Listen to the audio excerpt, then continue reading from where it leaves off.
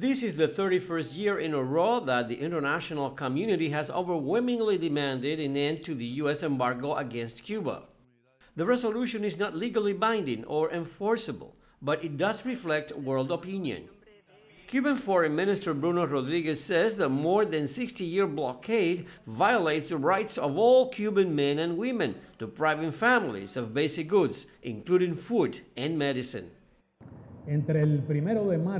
From March 1st, 2022 to February 28, 2023, the damage inflicted by the U.S. blockade translated into more than $4.8 billion.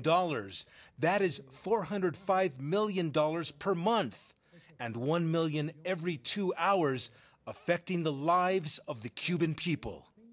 During debates prior to voting on the Cuban draft resolution, representatives of nations and regional blocs like the G77 and the Caribbean Community urged the U.S. to lift the embargo.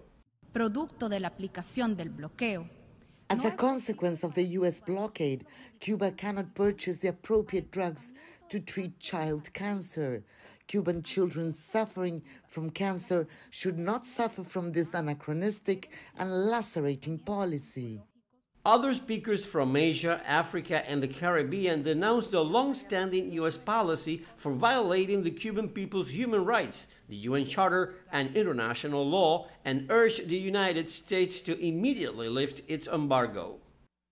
Bruno Rodriguez said the U.S. restrictions are an act of economic warfare that violates human rights and affect all areas of Cuban society, including education, healthcare, energy, and finances.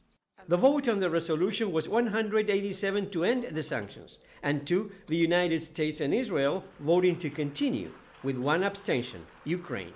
Many experts say the U.S. embargo has not achieved its goal, toppling the Cuban socialist government. Instead, it has only brought hardships to the Cuban people. Luis Chirino, CGTN, Havana.